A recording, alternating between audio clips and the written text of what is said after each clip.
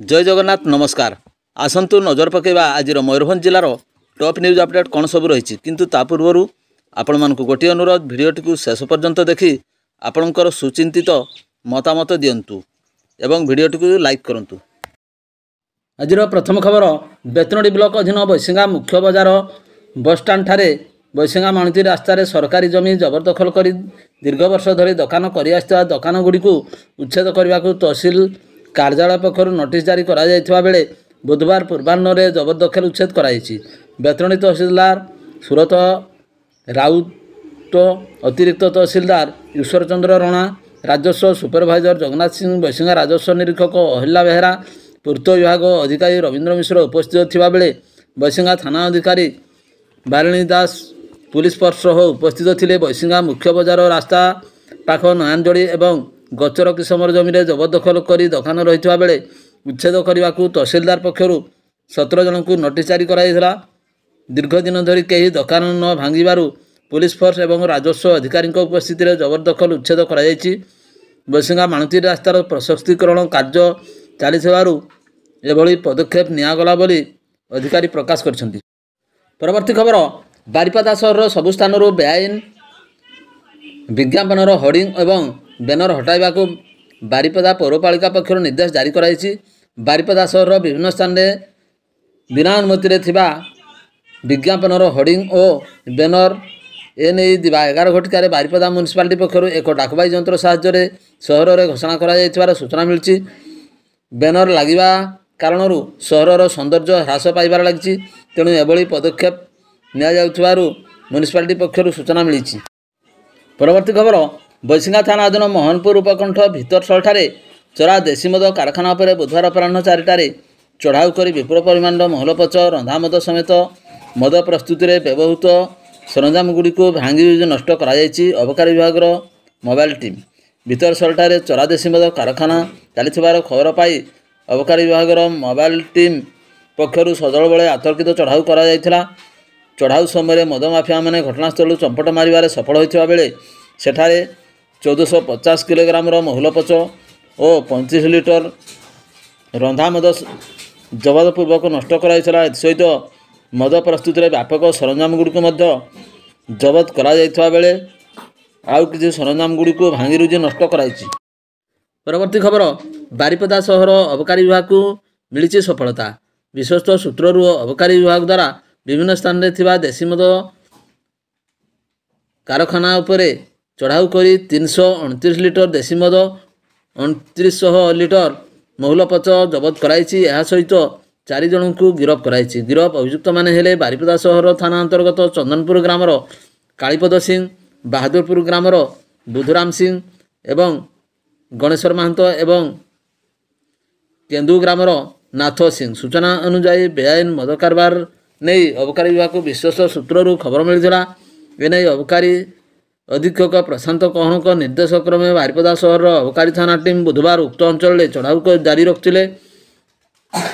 देशी मद समेत पच जबत कराई। एने अबकारी विभाग पक्षर पृथक मामला रुजु करा पृथक अत्यंत जारी कराई। गिरफ 4 जन को कोर्ट चालाण कराई। चढ़ाऊ समय ओआईसी ब्रजमोहन मल्लिक, देउली ओआईसी प्रदीप कुमार बेहेरा, प्रहलाद विश्वाल, रजनीकांत बेहेरा, दिव्यांशु पंडा, देवराज साहू, सविता महंत प्रमुख उपस्थित थे। एने अपराह्न 4:30 समय विभाग पक्षर सूचना प्रदान कर। परवर्ती खबर बड़साई थाना अधीन भजला ग्राम में ताला भांगी छेली चोरी करने अभियोग सोमवार राति 10टारे मामला रुजु कर तदंत आरंभ कला बड़साई पुलिस। एतराकारी भजला ग्रामर राजेन्द्र महापात्र अभियोग मुताबक दुर्वृत्त मैंने ताला भांगी तांकर छेली चोरी करने सहित गाँ पाख जंगल में मांस भागबंटा करथिले। एने राजेन्द्र लिखित एतला आधार में बड़साई पुलिस 101 नंबर रे मामला रुजु करने सहित 2 जन संदिग्ध को अटक रखी पचरा उचरा जारी रखी। परवर्ती खबर करंजिया बाईपास निकट में बाइक दुर्घटना 2 जन आहत।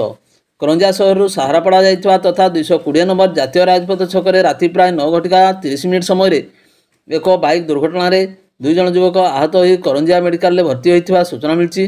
निकटस्थ लोके उभय को उद्धार कर करंजिया मेडिकल भर्ती करथिबा एवं तांको चिकित्सा जारी थिबा मेडिकल पक्षर सूचना मिली। उभयंकर परिचय बर्तमान सुधा मिल पारे नहीं।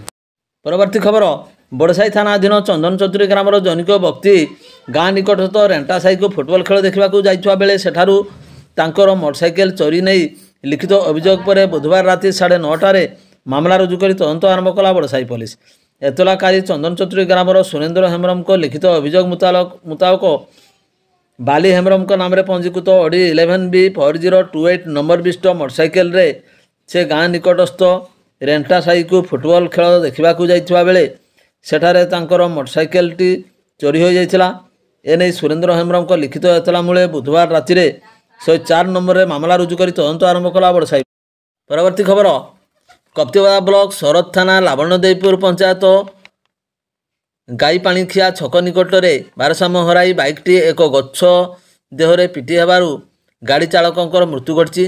मृत व्यक्ति जनक हेले ठाकुरमुंडा ब्लॉक सुरंदा ग्रामर सागर पलई बयस 30 वर्ष। से उदला होंडा शोरूम एक नूतन यूनिकॉर्न गाड़ी नहीं जाउथुवा बेले गाईपाणी छक निकट में भारसाम्य हराई एक गछरे बाड़े हो जिबारु घटनास्थल में तांकर मृत्यु घटिला। शरद पुलिस घटनास्थल में पहुंची बाइक को जबत करने सहित मृतदेह व्यवच्छेद उदला पठाई। एने शरद थाना एक अपमृत्यु मामला रुजु होईछि। परवर्ती खबर मोरडा अबकारी थाना पक्षर बुधवार रासगोविंदपुर अंचल पृथक 3टी स्थान में चढ़ाऊ कर 44 लिटर देशी मद जबत करने सह 3 जन को गिरफ्त करने जमापड़ी। गिरफ्त व्यक्ति मध्य जड़े पुरुष 2 जन महिला थिबा प्रकाश। सेमाने हेले धानसड़ ग्रामर वैकुंठनाथ सिंह बयस 36 वर्ष, झाटीअड़ा ग्रामर मामी मारंडी बयस 32 वर्ष एवं बहड़ागड़िया ग्रामर सलमा मुर्मू बयस 25 वर्ष।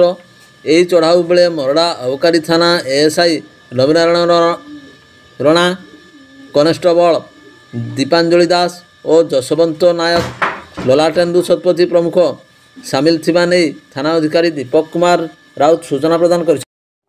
परवर्ती खबर चोरारे देशी महुली मद बिक्री करुथबार खबर पाई ठाकुरमुंडा अबकारी थाना पुलिस चढ़ाऊ कर 2टी स्थान 27 लिटर देशी महुली मद जबत करने सह घटना संपुक्त 2 जन मद व्यापारी को गिरफ्त कर कटचारण कर। ठाकुरमुंडा ब्लॉक केसडिहा पंचायत अंतर्गत मिटुआणी ग्रामर दशरथ महंत बयस 59 घर 15 लिटर देशी मद और ठाकुरमुंडा पंचायत झमडिहा गाँवर विदेशी साहू बयस 60 वर्ष घर देशी 12 लिटर महुली मद घरे बिक्री करुथिले। कौन सूत्र खबर पाई ठाकुरमुंडा अबकारी थाना अधिकारिणी भारती नायकों नेतृत्व में पुलिस दल तांको घरे पहुंची हठात चढ़ाऊ कर देशी मद सह तांको गिरफ्त करथिले।